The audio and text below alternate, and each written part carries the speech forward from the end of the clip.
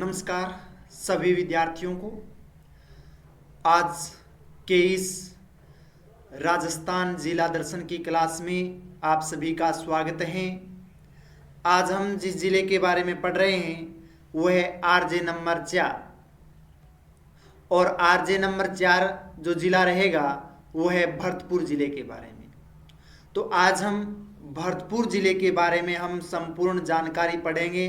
वो न्यू जिला जो उससे भरतपुर जिले से अलग होने के बाद में उसमें क्या बदलाव हुए हैं, उसके भूगोल में, उसके इतिहास में और उसके पर्यटन स्थलों के बारे में अगर पढ़ें तो क्या क्या परिवर्तन हुए हैं। और यहाँ के दुर्ग के बारे में पढ़ेंगे।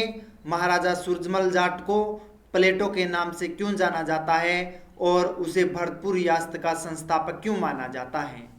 यहाँ के केवलादेव वन्य जीव अभ्यारण्य के बारे में पढ़ेंगे। सरसों अनुसंधान केंद्रों के बारे में भी हम चर्चा करेंगे। इसके साथ साथ में यहाँ के अष्ट धातु दरवाजा जिसे जवाहर बुर्ज के नाम से जाना जाता है उसके बारे में जो रहस्य है उसके बारे में पढ़ेंगे। और इस जिले को पूर्वी प्रवेश द्वार क्यों कहा जाता है और यहाँ का जो प्राकृतिक जो पक्षी सारस और इस सारस पक्षी को यहाँ की थीम भरतपुर जिले की थीम क्यों कहा जाता है और यहाँ की मुख्य बाणगंगा और गंभीरी नदियों के बारे में भी हम चर्चा करेंगे। और अंत में मैं आपसे वो मोस्ट इम्पोर्टेंट 5 क्वेश्चन आपके सामने रखूँगा जिनके आप आसानी से, यानी ये क्लास आपने देखी है तो उनसे बनने वाले जो क्वेश्चन उनके आसान से आप आंसर दे सकते हैं। तो चलिए चलते हैं हम इस क्लास की ओर। और आज की क्लास हमारी है, सबसे पहले भरतपुर जिले का परिचय पढ़ते हैं। यानी भरतपुर जिले का परिचय क्या है, तो अगर इसे कहें तो इसे राजस्थान का पूर्वी प्रवेश द्वार के नाम से जाना जाता है। यानी भरतपुर जिले को राजस्थान का पूर्वी प्रवेश द्वार के नाम से पुकारा जाता है क्योंकि ये राजस्थान के पूर्वी भाग में स्थित है, इसलिए इसे पूर्वी प्रवेश द्वार के नाम से जाना जाता है। भरतपुर को राजस्थान का पूर्वी प्रवेश द्वार और ब्रज क्षेत्र का हृदय कहा जाता है।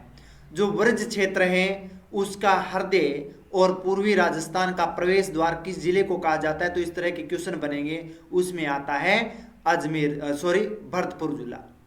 तो भरतपुर जिले को पूर्वी प्रवेश द्वार और ब्रज क्षेत्र के नाम से पुकारा जाता है। उसके साथ साथ में यह राष्ट्रीय राजधानी क्षेत्र यानी दिल्ली एनसीआर में अलवर के बाद शामिल होने वाला प्रमुख जिला है। यानी एनसीआर में जो सम्मिलित होने वाला पहला जिला जो अलवर है, अलवर के बाद में ये दूसरा जिला मौजूद है, भरतपुर जिला। उसके बाद में अगर इसके नामकरण की बात करें तो भगवान राम के भाई यानी भरत के नाम पर, यानी मर्यादा पुरुषोत्तम श्री राम के भाई थे भरत, और भरत के नाम पर इस जो जिले का नामकरण हुआ था वो हुआ था भरतपुर। तो इस जिले का नामकरण मर्यादा पुरुषोत्तम श्री राम के भाई भरत के नाम पर हुआ और यहाँ के राज परिवार के कुल देवता लक्ष्मण जी को ही मानते हैं। यानी जो राम जी के जो छोटे भाई थे लक्ष्मण, और लक्ष्मण को ही यहाँ के कुल देवता के रूप में पूजा जाता है। और भरतपुर जिले में लक्ष्मण जी का एक विशिष्ट महत्व है और एक बहुत बड़ा मंदिर भी है। तो यानी इसे राज परिवार के कुल देवता के रूप में पुकारा जाता है लक्ष्मण जी को। इसके साथ साथ में तक ऐतिहासिक गौरव और अजय जाट रियासत की बात करें तो यह राजस्थान की एकमात्र रियासत है जहां जाट राजवंश का शासन रहा है। यानी जाट राजवंश का शासन की अगर बात करें तो जाट राजवंश की शासक है वो भरतपुर जिले में रहा है। और उस जाट शासक में जो प्रमुख जो स्वर्ण काल माना जाता है भरतपुर जिले का वो है सूरजमल जाट को। तो यहाँ पर भरतपुर जिले में जाटों का ठाट बाट था और जाटों का ही शासन था। अगर जाट जहाँ पर हो तो वो क्षेत्र है वो निराला होता है, तो इसलिए यहाँ जाट और राजवंश का शासन था। अपनी वीरता और कभी न हारने वाले लोहागढ़ के लिए पूरे भारत में प्रसिद्ध हैं। यानी अपनी वीरता के लिए और कभी न हारने वाला, यानी कभी जो पराजित नहीं हुआ है, वो है लोहागढ़ का दुर्ग। यानी लोहागढ़ का किले पर किसी कोई शासक ने जीत नहीं पाया था, इसलिए इसे अजय दुर्ग के नाम से पुकारा जाता है। तो यानी अजय दुर्ग के नाम से अगर पुकारा जाए तो वो आता है लोहागढ़ दुर्ग। कहाँ है? तो भरतपुर जिले में। तो याद रखना, जो जाट राजवंश से हैं, जाट से है, वो कमेंट में जाट जरूर लिखोगे आप, आज दहाड़ दो जाट है वो। इसके साथ साथ में अगर रोमांचक तथ्य की बात करें तो इसका शुभांकर है वो है सारस पक्षी। जो आप यहाँ पर डायग्राम में देख रहे हैं, ये सारस पक्षी है, साइबेरियन। तो ये यहाँ का शुभंकर माना जाता है, यानी प्रतीक चिन्ह के रूप में माना जाता है। भरतपुर का आधिकारिक शुभंकर सारस को माना जाता है। तो पूछ सकते हैं भरतपुर जिले का शुभंकर किस पक्षी को माना जाता है? तो वो है साइबेरियन पक्षी सारस को माना जाता है। और ये यूनेस्को विश्व धरोहर जो केवलादेव राष्ट्रीय वन्य अभयारण्य है के कारण इसे दुनिया भर के पक्षी प्रेमियों के लिए स्वर्ण माना जाता है। यानी जो सारस पक्षी है वो इस ऋतु में आते हैं और केवलादेव वन्य जीव जो अभयारण्य है वहां पर रहते हैं, और उनके लिए वो अभयारण्य स्वर्ण के रूप में माना जाता है। तो स्वर्ण जैसा है अभयारण्य है वो। तो ये उसका परिचय भरतपुर जिले का, नोट कर लीजिए, इससे ही क्वेश्चन बनेंगे। अब हम नेक्स्ट चलते हैं स्थापना और इतिहास के बारे में। तो भरतपुर जिले की अगर स्थापना और उसके इतिहास की बात करें तो ये जाट शक्ति का उदय हुआ था। यानी जाट शासक ने ही भरतपुर क्षेत्र की स्थापना की थी। तो उसमें किसने की थी? गोकुला और राजाराम के बाद 18वीं शताब्दी में चूड़ामन जाट ने स्वतंत्र राज्य की नींव रखी थी। यानी गोकुला और राजाराम जाट थे, उसके बाद 18वीं शताब्दी में शासक हुआ था जिसका नाम था चूड़ामन जाट, यानी जाट राजवंश से था। तो उन्होंने स्वतंत्र राज्य की नींव रखी थी भरतपुर जिले की। और उसके बाद में बदन सिंह को भरतपुर रियासत का वास्तविक संस्थापक माना जाता है। तो क्वेश्चन पूछ सकते हैं भरतपुर रियासत का वास्तविक संस्थापक किसे कहा जाता है? तो इसका आंसर होगा बदन सिंह को। इसकी स्वतंत्र राज्य की स्थापना किसने की थी? 18वीं शताब्दी में चूड़ामन जाट ने की थी। तो याद होने चाहिए आपके। उसके बाद में हम पढ़ेंगे स्वर्ण काल के बारे में, और वो स्वर्ण काल आता है महाराजा सूरजमल जाट का समय। महाराजा सूरजमल थे, वो 1756 से 1763 ईस्वी का जो काल था वो भरतपुर का स्वर्ण युग माना जाता है। और महाराजा सूरजमल के समय ऐसा कोई भी शासक नहीं आया है जिन्होंने भरतपुर के किला जो लोहागढ़ है उस पर विजय प्राप्त की हो, इसलिए जाट राजवंश का प्रमुख शासक माना जाता है जिसका नाम है सूरजमल जाट को। और ये अपनी बुद्धिमत्ता और कूटनीति के लिए उन्हें जाटों का प्लेटो कहा जाता है, यानी जाट राजवंश का प्लेटो के नाम से जाना जाता है। जो ग्रीक विद्वान हुआ था प्लेटो, उसको भी उपाधि दी गई है महाराजा सूरजमल जाट को जाटों का प्लेटो के नाम से। तो यानी जाटों का प्लेटो है ये कभी हारा नहीं है किसी से, और अपने आप में ये क्षेत्र था वो अजय रहा है। इसके बाद में अगर एकीकरण की बात करें तो ये मत्स्य संघ में विलय हुआ था। यानी एकीकरण में कौन से संघ में विलय हुआ? मत्स्य संघ में विलय हुआ था। कब हुआ था? 18 मार्च 1948 को। और इसमें जो 4 रियासत इसके अंतर्गत आती है मत्स्य संघ में, वो कौन कौन सी है? वो है ABCD सी, आप याद रख सकते हैं। इसमें A से अलवर, B से भरतपुर, C से करौली और D से धौलपुर। तो ABCD, A से अलवर, B से भरतपुर, C से करौली और D से धौलपुर। तो यानी 18 मार्च 1948 का वो समय था जब मत्स्य संघ का ये हिस्सा बना था भरतपुर रियासत। अगर नए पैटर्न के आधार पर देखें, जब 41 जिले राजस्थान में न्यू 41 जिले हैं, उसमें क्या बदलाव हुए हैं? तो नए सीमांकन के बाद डिंग, जो डिंग क्षेत्र था जिसे जल महलों की नगरी के नाम से जाना जाता है, इसको भरतपुर से अलग कर एक अलग जिला बना दिया है। यानी डिंग को जब राजस्थान के 41 जिले बनाए गए थे, पहले 50 जिले थे अशोक गहलोत जी की सरकार में, उसके बाद में 9 जिलों को बर्खास्त कर दिया गया था। उसके बाद में भजनलाल सरकार ने केवल इन 8 जिलों को रखा था। 33 और 841 जिले हमारे अब वर्तमान में राजस्थान के हैं। तो डींग भी जो जल महलों की नगरी के नाम से पुकारा जाता है, इसका हम विशेष करवाएंगे आगे नेक्स्ट में, जब इसका नंबर आएगा तब करवाएंगे। तो इसे जल महलों की नगरी के नाम से जाना जाता है। तो ये भरतपुर का ही हिस्सा था पहले। और ये भरतपुर संभाग में अब 5 जिले आते हैं। तो भरतपुर है वो अपने आप में एक संभाग है, राजस्थान का जो 7 संभाग में है उनमें से एक संभाग है। और इसके अंतर्गत भरतपुर, धौलपुर, करौली, सवाई माधोपुर और डींग, ये 5 जिले इस संभाग के अंतर्गत आते हैं। कौन कौन से? भरतपुर, धौलपुर, करौली, सवाई माधोपुर और डींग यानी डींग क्षेत्र। ये जिले इस संभाग के अंतर्गत आते हैं, 5 जिले आते हैं। तो ये था इसका इतिहास और इसकी स्थापना के बारे में। अब हम पढ़ते हैं भौगोलिक स्थिति के बारे में। जो भौगोलिक स्थिति कहाँ से कहाँ तक है, तो अक्षांश और देशांतर के आधार पर हम भौगोलिक स्थिति की गणना करेंगे। तो सबसे पहले हम अक्षांश और देशांतर देखें तो अक्षांशीय विस्तार है वो 26 डिग्री 22 मिनट से लेकर के 27 डिग्री 50 मिनट उत्तरी अक्षांश के मध्य है। यानी जो भरतपुर जिला है उसका जो अक्षांशीय विस्तार है 26 डिग्री 22 मिनट से लेकर के 27 डिग्री 50 मिनट उत्तरी अक्षांश है। देशांतरीय विस्तार की बात करें 76 डिग्री 53 मिनट से लेकर के 78 डिग्री 11 मिनट पूर्वी देशांतर है। और इसकी समुद्र तल से ऊंचाई की बात करें तो 180 मीटर की ऊंचाई रहती है। यानी समुद्र तल से औसत ऊंचाई, कोई ऐसा क्षेत्र है जो अधिक ऊंचाई पर है, कोई ऐसा क्षेत्र है जो इससे कम ऊंचाई नीचा है, तो परंतु अगर औसत ऊंचाई की बात करें तो वो आता है 180 मीटर की ऊंचाई में।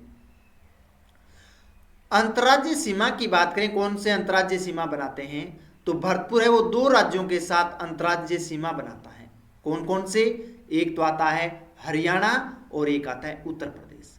तो यानी उत्तर में जिसकी सीमा लगती है वो है हरियाणा की, याद रखना। यानी भरतपुर कौन से 2 राज्यों की सीमा बनाता है, तो हरियाणा और उत्तर प्रदेश। तो हरियाणा की और पूर्व में जो क्षेत्र है राज्य है उसका नाम है उत्तर प्रदेश। और उत्तर प्रदेश के 2 जिले लगते हैं, मथुरा और आगरा, इनसे सीमा लगती है। तो 2 राज्यों से सीमा लगती है, हरियाणा से उत्तरी और पूर्वी है वो उत्तर प्रदेश से लगती है। पड़ोसी जिले की अगर बात करें तो पड़ोसी जिले नए पैटर्न के आधार पर देखें तो राज्य के 4 पड़ोसी जिले इसकी सीमा बनाते हैं। उत्तर पश्चिम में डींग जो जिला है, न्यू जिला, वो बनाता है। पश्चिम में अगर बात करें तो अलवर व दौसा इसकी सीमा बनाता है। दक्षिण में बात करें तो धौलपुर और करौली ये इनकी सीमा बनाते हैं। जबकि उत्तरी और पूर्वी सीमा 2 राज्यों से लगती है जिसका नाम है हरियाणा और उत्तर प्रदेश। तो याद रखना भरतपुर जिले से कौन से जिलों की सीमा लगती है। तो ये क्वेश्चन इस तरह से पूछ सकते हैं, कौन से राज्यों की सीमा लगती है, तो ये भी पूछ सकते हैं। इसके बाद में जलवायु व मिट्टी की अगर बात करें तो पूर्वी मैदानी प्रदेश का हिस्सा होने के कारण यहाँ आर्द्र जलवायु है। कौन सी जलवायु है? आर्द्र जलवायु है। प्रिय विद्यार्थियों, जो मैं आपके लिए लेके आता हूँ वो इस जिले के बारे में है। इस जिले से बाहर कुछ भी नहीं है। इससे आपके ज्योग्राफी, हिस्ट्री और पर्यटन स्थल, यहाँ की जनजाति, यहाँ के इतिहास, सब कुछ इसी के अंतर्गत आता है। और वो मैं यही लेके आता हूँ जो आपके एग्जाम की दृष्टि से महत्वपूर्ण है। इस क्लास में कोई किसी तरह का कचरा नहीं है, तो अपने माइंड में किसी तरह का कचरा नहीं भरना है। ये क्लास आप सही जगह आए हो, इसी क्लास को आप देखना है। ज़्यादा से ज़्यादा आप शेयर कीजिएगा अपने दोस्तों के साथ में। तो यानी पूर्वी मैदानी प्रदेश का ये हिस्सा है, तो इसलिए यहाँ पर आर्द्र जलवायु है, क्योंकि राजस्थान का जो पूर्वी क्षेत्र है वहाँ पर अधिक मात्रा में वर्षा होती है। और अधिक मात्रा में वर्षा होने के बाद में वो क्षेत्र कृषि के लिए बहुत मुख्य क्षेत्र है, क्योंकि वो समतल भूभाग है। यहाँ पर बाणगंगा और रूपारेल द्वारा लाई गई उपजाऊ जलोढ़ मिट्टी और पीली मिट्टी यहाँ की प्रमुख विशेषता है। तो बाणगंगा और रूपारेल यहाँ की मुख्य नदियाँ हैं, और इन नदियों के द्वारा लाई गई जो जलोढ़ मिट्टी है सबसे उपजाऊ मिट्टी है। इसके साथ साथ में जो पीली मिट्टी है उन मिट्टी का विस्तार है जो कृषि के लिए बहुत मुख्य माना जाता है। तो यानी भरतपुर जिले की जलवायु किस तरह की है? आर्द्र जलवायु। आर्द्र जलवायु यानी 100 सेंटीमीटर से अधिक वर्षा होती है। इसके बाद में अगर नदियां और सिंचाई की अगर बात करें नदियां और सिंचाई में, तो यहाँ पर रूपारेल नदी जिसे जीवन रेखा के नाम से जाना जाता है, यानी भरतपुर जिले की जीवन रेखा कौन सी है, तो वह है रूपारेल नदी। यहाँ आप डायग्राम में देख सकते हैं, ये रूपारेल नदी है, ये देखो, और ये मोती झील में गिरती है, ठीक है ना। तो उदयनाथ की पहाड़ियां, और उदयनाथ की जो पहाड़ियां वो अलवर जिले में है, तो उदयनाथ की पहाड़ियों से निकलकर भरतपुर में आती है, यानी जो उदयनाथ की पहाड़ियां हैं और उन पहाड़ियों से इसका उद्गम होता है, और ये अलवर जिले में है, और अलवर के बाद में ये भरतपुर जिले में प्रवेश करती है, और प्रवेश करने के बाद में ये मोती झील में गिरती है। और रूपारेल नदी को वराह नदी या लसवारी नदी भी कहते हैं, ये सीधे मोती झील में गिरती है। तो रूपारेल नदी को उपनाम से किस नाम से जाना जाता है, तो उसमें आता है वराह नदी और लसवारी नदी के नाम से जाना जाता है। तो वराह और लसवारी नदी की अगर बात करें तो वो रूपारेल नदी की है, सॉरी उसके उपनाम है, और ये मोती झील में आकर के ही गिरती है। दूसरी जो नदी है वो है बाणगंगा नदी, इसे अर्जुन की गंगा के नाम से जाना जाता है, यानी पांडुपुत्र अर्जुन थे, उन्होंने अपन जो प्यास बुझाने के लिए पृथ्वी पर बाण चला करके उससे जल निकाला था, और उसके बाद में इस नदी का नाम पड़ गया बाणगंगा नदी। यह है कि बेराट की पहाड़ियों से निकलने के वाली बाणगंगा नदी भरतपुर से होकर बहती है, यानी बेराट की पहाड़ियों से ये आती है, और बेराट की पहाड़ियों से इसका उद्गम होता है, और उसके बाद में ये नदी भरतपुर में प्रवाहित होती है। और इस नदी पर प्रसिद्ध अनजान बांध बना हुआ है। तो ये क्वेश्चन पूछे जाते हैं, पीछे एग्जाम में भी पूछा गया है, अनजान बांध किस नदी पर बनाया हुआ है, तो वो आता है बाणगंगा नदी पर, जो केवलादेव को पानी देता है, यानी केवलादेव वन्य जीव अभ्यारण्य है, उनके लिए जल उपलब्ध करवाता है अनजान बांध। और अनजान बांध कहाँ है, बाणगंगा नदी पर है। इसके बाद में प्रमुख झीलों की बात करें तो सबसे प्रमुख झील आती है मोती झील, और मोती झील में रूपारेल के पानी को रोककर निर्मित की गई है, और जो खाद या शैवाल के लिए प्रसिद्ध मानी जाती है, यानी हरित शैवाल है या फिर खाद है उसके लिए मुख्य मानी जाती है ये झील। उसके बाद में बंद बारेठा की अगर बात करें तो ककुंद नदी पर निर्मित पक्षियों की शरण स्थली रहा है, यानी ककुंद नदी पर बनाई गई है, जिसका नाम है बंद बारोठा झील। तो ये दो झील उदयपुर जिले में है, एक है मोती झील और दूसरा है बंदे बारोठा झील। इसके साथ साथ में प्रमुख नहरों की बात करें तो उसमें आते हैं दो नहरें, एक आते हैं गुड़गांव नहर, और गुड़गांव नहर है वो हरियाणा और राजस्थान की संयुक्त परियोजना है, यानी हरियाणा राज्य की और राजस्थान राज्य की संयुक्त परियोजना की अगर बात करें तो वो परियोजना है गुड़गांव नहर परियोजना। दूसरा आता है नहर सुजान गंगा, यह एक कृत्रिम नहर है जो मोती झील से लोहागढ़ दुर्ग की खाई में पानी लाती है, यानी ये मोती झील है, और मोती झील के बाद में ये जो जल है वो सुजान गंगा के द्वारा नदी के नहर के द्वारा आता है, और ये दुर्ग है जिसका नाम है लोहागढ़ दुर्ग, और इसकी चारों ओर खाई बनाई हुई है, क्योंकि शत्रुओं से दुश्मनों से बचने के लिए उस किले के चारों ओर खाई बनाई गई है, और उस खाई में क्या है, सुजान गंगा नहर का जल है वो आता है। तो इतनी बड़ी खाई है ये, ठीक है ना। तो ये मोती झील से यानी सुजान गंगा नहर के द्वारा जल है वो लोहागढ़ दुर्ग में आता है।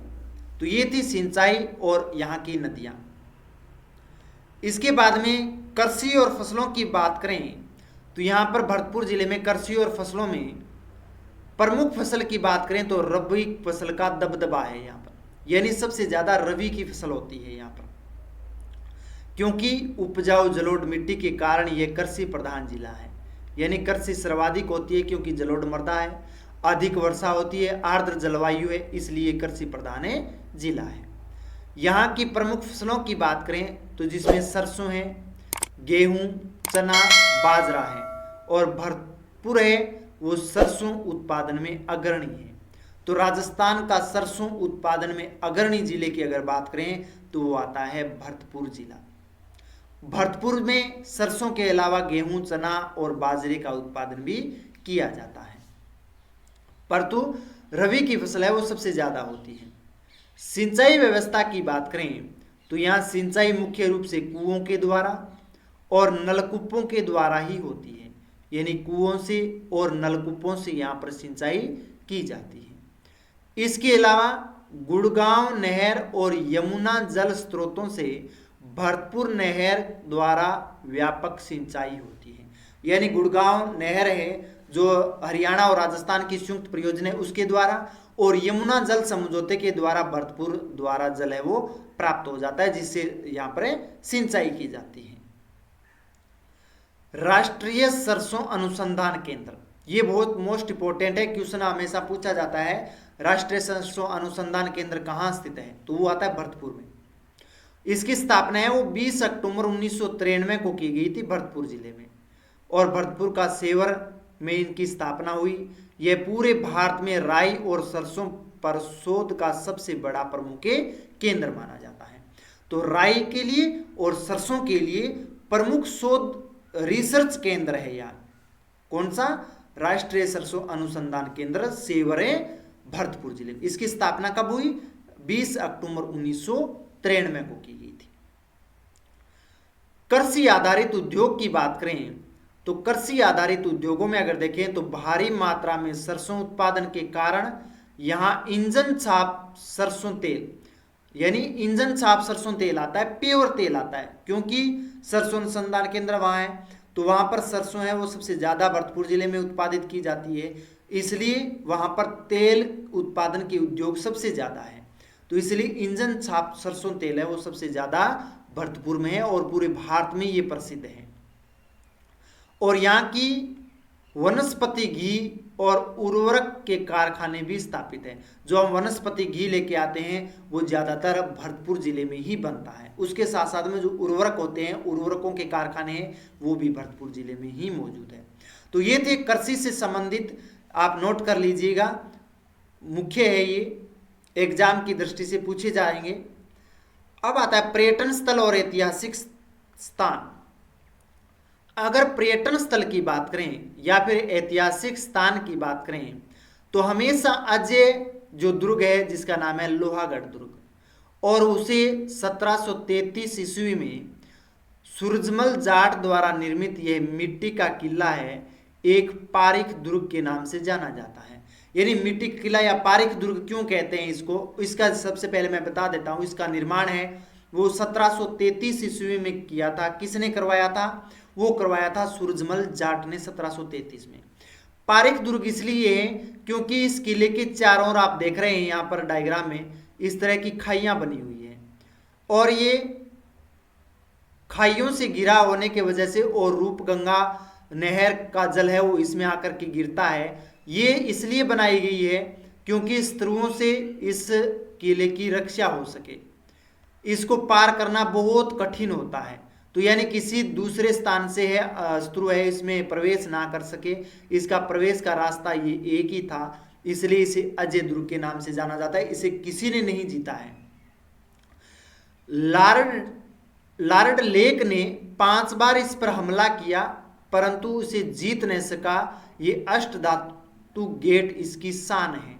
यानी लॉर्ड लेक ने, जो अंग्रेज अधिकारी था, इन्होंने इस किले पर 5 बार आक्रमण किया था और 5वीं बार वो पराजित होकर के मुँह की खा करके वापस लौटा था, क्योंकि उस समय उसका शासक था सूरजमल जाट। ठीक है ना, तो 5 बार ये अपराजित रहा था, कभी भी ये पराजित नहीं हुआ था, जिसका नाम है लोहागढ़ दुर्ग। विश्व धरोहर के नाम से पुकारा जाता है केवलादेव घना पक्षी उद्यान को। 1981 में रामसर साइट और यूनेस्को विश्व धरोहर में इसे घोषित किया गया है। कब किया गया था? 1981 में। याद रखना, केवलादेव घना पक्षी उद्यान है वो या रामसर साइट और यूनेस्को विश्व धरोहर में कब शामिल किया गया? 1981 में। और यहाँ पक्षियों का स्वर्ग माना जाता है जहाँ सर्दियों में साइबेरियन सारस आते हैं। यानी जब सर्दियों का मौसम होता है, जब साइबेरियन सारस होते हैं, वो यहाँ पर केवलादेव वन्य जीव या घना उद्यान में ही आते हैं, इसलिए इन पक्षियों के लिए ये स्वर्ग माना जाता है। और यहाँ पर जानलेवा एचा घास पाई जाती है, क्योंकि एचा जो घास होती है, एंचा घास, ये एक जो मकड़ी के जाले के रूप में होती है। उस तरह से होती है जिसमें पक्षी है वो आकर के फंस जाते हैं, इसलिए इसे जानलेवा घास के नाम से जाना जाता है, क्योंकि फिर वो पक्षियों की वहां पर उलझ करके मृत्यु हो जाती है। उसके बाद में है नूह सभ्यता व बयाना सभ्यता। अगर नूह और बयाना सभ्यता की बात करें तो नूह की बात करें तो रूपारेल नदी के किनारे लोह युगीन और महाभारत युगीन सभ्यता के अवशेष मिले हैं और यहाँ पर जाख बाबा की मूर्ति भी मिली है। तो ये जो नूह क्षेत्र है, जो सभ्यता का जो प्रमुख केंद्र है वो रूपारेल नदी के किनारे है, इसे लोह युगीन सभ्यता के नाम से जाना जाता है। इसके साथ साथ में ये महाभारत कालीन सभ्यता भी है और यहाँ पर जाख बाबा की मूर्ति भी मिली है। तो याद रखना नूह सभ्यता कहाँ है, रूपरेल नदी पर, और ये कौन सी सभ्यता है, लोह युगीन या महाभारत युगीन सभ्यता है। इसके बाद में बयाना सभ्यता की बात करें तो प्राचीन नाम इसका सिरिफंत है और नील की खेती के साक्ष्य और कब्रगाहों का शहर भी माना जाता है। तो बयाना भरतपुर में, और भरतपुर में जो ये सभ्यता है जो प्राचीन नाम सिरिपंथ के नाम से जानी जाती है, और यहाँ पर नील की कृषि के साक्ष्य भी मिले हैं और यहाँ पर कब्रगाहों का शहर भी मिला है। कहाँ पर है, बयाना भरतपुर में। इसके साथ साथ में बयाना जिसे दुर्ग या फिर विजयगढ़ दुर्ग के नाम से जाना जाता है, और यहाँ पर समुद्रगुप्त द्वारा निर्मित राजस्थान का पहला विजय स्तंभ या भीमलाट स्थित है। यानी बयाना में विजयगढ़ जिसे दुर्ग के नाम से जाना जाता है और समुद्रगुप्त द्वारा निर्मित राजस्थान का पहला विजय स्तंभ है वो, जिसे भीमलाट के नाम से जाना जाता है। कहाँ है, भरतपुर जिले में। और इसी ऐतिहासिक किले में लोधी मीनार और ऊषा मस्जिद भी स्थित है। यानी लोधी मीनार और ऊषा मस्जिद कहाँ स्थित है, वह है बयाना किले में या दुर्ग पर, भरतपुर में। तो यहाँ पर लोधी मीनार और ऊषा मस्जिद भी स्थित है बयाना में, विजयगढ़ दुर्ग में। तो ये थे पर्यटन स्थल और ऐतिहासिक स्थान। नेक्स्ट चलते हैं मंदिर और धार्मिक स्थलों के बारे में। मंदिर और धार्मिक स्थलों के बारे में अगर बात करें तो ये अद्भुत गंगा मंदिर है यहाँ पर, जो महाराजा बलवंत सिंह द्वारा निर्मित 90 वर्षों में पूर्ण हुई थी। यानी गंगा जो मंदिर था इसमें जो बनने में जो समय लगा था इस तरह का है, आप यहाँ पर देख सकते हैं ये गंगा मंदिर है और इसे बनाने में 90 वर्ष का समय लगा था। तो इसकी शुरुआत जो की गई थी वो बलवंत सिंह के द्वारा की गई थी। और ये मंदिर अपनी वास्तुकला में अद्भुत है, क्योंकि इसमें राजपूत, मुगल और द्रविड़ शैली जो दक्षिण भारतीय शैली है इसका अनूठा मिश्रण भी है। यानी यहाँ पर राजपूत जो राजवंश थे उनकी पहचान मिलती है, मुगल सम्राटों की पहचान मिलती है या संस्कृति मिलती है, और दक्षिणी भारतीय जो संस्कृति है द्रविड़ शैली की, तो उनका अनूठा यानी सभी का मिश्रण है वो यहाँ पर पाया जाता है। तो ये है गंगा मंदिर, कहाँ है, भरतपुर में है। इसके बाद में है भारत का एकमात्र लक्ष्मण मंदिर, और लक्ष्मण मंदिर कहाँ है, वो भरतपुर जिले में है। भरतपुर राजघराने के कुल देवता माना जाता है जिसका नाम है लक्ष्मण जी। तो राम के छोटे भाई लक्ष्मण जी को भरतपुर जिले के राजघराने का कुल देवता माना जाता है। तो ये क्वेश्चन भी पूछा गया है, लक्ष्मण जी कहाँ के कुल देवता माने गए हैं, तो वह भरतपुर के राजवंशों का। और भरतपुर शहर के बीचों बीच स्थित यह पूरे भारत का एकमात्र प्रसिद्ध लक्ष्मण मंदिर है जिसे बलवंत सिंह ने बनवाया था। यानी गंगा मंदिर का जिसने निर्माण करवाया था उसी ने ही लक्ष्मण मंदिर का निर्माण करवाया था, जिसका नाम था बलवंत सिंह। तो भरतपुर शहर के बीचों बीच में ये मंदिर है, आज भी है, जो यहाँ के राजघरानों के कुल देवता के रूप में पूजा होती है और मेला भी बढ़ता है। यहाँ की कुलदेवी राजेश्वरी माता मंदिर, यानी यहाँ की जो कुलदेवी है उसका नाम है राजेश्वरी माता। राजेश्वरी माता है वो भरतपुर की जाट राजवंश की कुलदेवी है।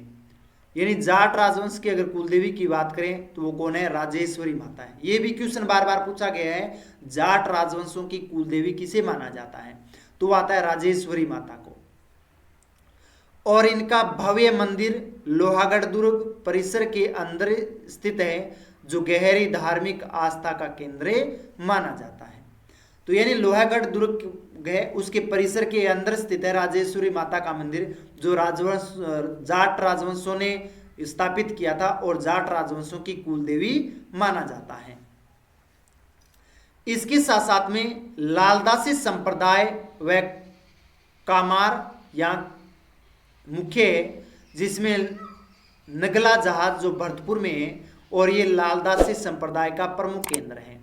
तो नगला जहाज का है, भरतपुर में है, किस लिए प्रसिद्ध है? ये लालदासी संप्रदाय के लिए जाना जाता है। तो लालदासी संप्रदाय के लिए मुख्य है ये। इसके साथ साथ में उत्तर प्रदेश सीमा से लगा कामा यानी कामावन वैष्णव संप्रदाय और 84 खंभों के मंदिर के लिए प्रसिद्ध ब्रज तीर्थ भी स्थित है।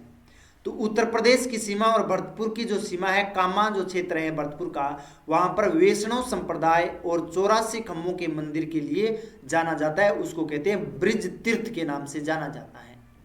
तो वो भी भरतपुर में है। तो ये थे मंदिर और धार्मिक स्थल। अब हम पढ़ते हैं मेले और संस्कृति, यानी भरतपुर जिले में किस तरह के मेले भरते हैं और किस तरह की वहां पर संस्कृति है। तो सबसे पहले आता है प्रसिद्ध बम रसिया नृत्य। तो बम रसिया नृत्य कहाँ का प्रसिद्ध है, ये मुख्य रूप से पूछा जाता है, वेरी वेरी मोस्ट इंपॉर्टेंट है। ये बम रसिया नृत्य है वो भरतपुर में ही है। ये फाल्गुन माह में नई फसल आने की खुशी में पुरुषों द्वारा नगाड़े यानी बम के साथ रसिया यानी गीत गाते हुए नृत्य किया जाता है। यानी फाल्गुन जो माह होता है उस समय नई फसल जब आती है, यानी जो रबी की फसल काट करके जो घर लेके आते हैं निकाल करके, उस समय पुरुष है उसकी खुशी में यानी ढोल नगाड़ों के साथ में, और ढोल नगाड़े किस तरह होते हैं, उसके बम की तरह होते हैं, इसलिए इस नृत्य को कहते हैं बम नृत्य। और यहाँ पर रसिया गीत है वो गाया जाता है और उस पर नृत्य किया जाता है। और यहाँ की नौटंकी कला है जिसे भूरी लाल जी भी मशहूर है। यानी नौटंकी कला के लिए कौन प्रसिद्ध है, भूरी लाल जी प्रसिद्ध है। तो ये भरतपुर में है। ब्रज महोत्सव व पशु मेले, अगर ब्रज महोत्सव और पशु मेले की बात करें तो ये फाल्गुन में भरतपुर में ब्रज होली महोत्सव धूमधाम से मनाया जाता है। यानी ये कब मनाया जाता है, ये फाल्गुन माह में मनाया जाता है। कहाँ, भरतपुर में ब्रज महोत्सव। और इसके अलावा अगर बात करें तो जसवंत पशु मेला और बजरंग पशु मेला है यहाँ का सबसे बड़ा आर्थिक और सांस्कृतिक केंद्र या मेला माना जाता है। तो दो मेले बढ़ते हैं, एक तो नाम है जसवंत पशु मेला और दूसरा है बजरंग पशु मेला। ये दोनों मेले कहाँ बढ़ते हैं, ये मेले बढ़ते हैं भरतपुर जिले में, जो भरतपुर जिले के आर्थिक और सांस्कृतिक मेले माने जाते हैं। इसके साथ साथ में देव बाबा या गुर्जरों के आराध्य के रूप में अगर बात करें, यानी देव बाबा का मंदिर है यहाँ पर है, और जो गुर्जर जनजाति के आराध्य माने जाते हैं। नगला जहाज भरतपुर में पशु चिकित्सा और बरसात के देवता देव बाबा का भी मंदिर है। जब अकाल पड़ता है या वर्षा नहीं होती है तो देव बाबा की पूजा अर्चना की जाती है, तब वर्षा होती है यहाँ पर। तो यानी ये गुर्जर समुदाय की आराध्य के रूप में जाना जाता है देव बाबा को, और ये गुर्जर समुदाय के आराध्य देव माने जाते हैं। तो गुर्जर समुदाय का आराध्य देव है। सांसी जनजाति की बहुलता, यानी सबसे ज्यादा सांसी जनजाति कहाँ स्थित है, तो वो आता है भरतपुर जिले में। ये भी क्वेश्चन पूछे जाते हैं। तो सांसी जनजाति है वो सबसे ज्यादा मात्रा में भरतपुर जिले में ही है। तो भरतपुर में सांसी जनजाति सर्वाधिक पाई जाती है और इस जनजाति की अनोखी संस्कृति है, जैसे अपने विवादों को न्यायालय में न लेकर हरिजनों द्वारा सुलझाना। यानी ये कोई भी झगड़ा होता है या फिर कोई भी विपदा आती है तो ये किसी न्यायालय में नहीं जाते हैं, सुप्रीम कोर्ट है, हाई कोर्ट नहीं जाते हैं लोग। ये क्या करते हैं, अपने ही समुदाय में जो हरिजन होते हैं उनसे सुलझाया जाता है मुकदमा वो। तो ये थे भरतपुर जिले से संबंधित यहाँ की ज्योग्राफी, यहाँ की हिस्ट्री, यहाँ की पर्यटन स्थलों के बारे में हमने संपूर्ण जानकारी प्राप्त की है। प्रिय विद्यार्थियों, अब समय है आपके लिए मोस्ट इंपोर्टेंट क्वेश्चन का। अब मैं आपके सामने दिखा रहा हूं वो मोस्ट इंपॉर्टेंट क्वेश्चन वो है ये। पहला क्वेश्चन है, नए जिले पर्यटन के अनुसार भरतपुर संभाग में अब कितने जिले आते हैं? तो भरतपुर संभाग में अब कितने जिले हैं? वो है 5। कौन कौन से? भरतपुर, धौलपुर, करौली, सवाई माधोपुर और 5वां है डिंग जिला। तो 5 जिले आते हैं। क्वेश्चन नंबर 2 है, भरतपुर की जीवन रेखा किस नदी और झील को कहा जाता है? तो वो है रूपारेल नदी और मोती झील को। तो यानी भरतपुर जिले की जीवन रेखा माना जाता है रूपारेल नदी और मोती झील को। क्वेश्चन नंबर 3 है, अपनी बुद्धिमत्ता और कूटनीति के लिए जाटों का प्लेटो किस शासक को कहा जाता है? वो है महाराजा सूरजमल जाट। और आज जाट है वो अपने इस कमेंट में सबसे ज्यादा करेंगे और लिखेंगे जाट। तो आज जाट के ठाठ निराले होते हैं, आज कमेंट में सबसे ज्यादा आप जाट लिखोगे। उसके बाद में अगर क्वेश्चन नंबर 4 की बात करें तो भारत का राष्ट्रीय सरसों अनुसंधान केंद्र है वो भरतपुर जिले में किस स्थान पर स्थित है? तो वो है सेवर। स्थापना है 1993 में की गई थी। कला व संस्कृति की बात करें तो उसमें क्वेश्चन बनता है, राजस्थान का पहला विजय स्तंभ जो भीमलाट भरतपुर के किस ऐतिहासिक दुर्ग में स्थित है? तो वह है बयाना दुर्ग, जिसे विजयगढ़ दुर्ग के नाम से जाना जाता है। तो ये थे प्रिय विद्यार्थियों आज के बहुविकल्प क्वेश्चन, जो मुख्य क्वेश्चन थे आपके। आप ये क्लास अवश्य देखोगे। आपके सीईटी का एग्जाम हो, चाहे पीटीटी का हो, बीएसटीसी का हो, first grade, second grade, REET का हो, कांस्टेबल, पटवार, कोई भी एग्जाम हो, आपके लिए कोई कचरा नहीं है। एकदम सॉलिड और लक्ष्य के अनुसार आपकी क्लास लेकर के आया हूं। आप सभी लाइक कर दीजिएगा, शेयर कर दीजिएगा, कमेंट कर दीजिएगा। इन सभी आशा के साथ एक बार फिर पुनः तहे दिल से सभी का धन्यवाद। जय हिंद, जय भारत, बहुत बहुत धन्यवाद।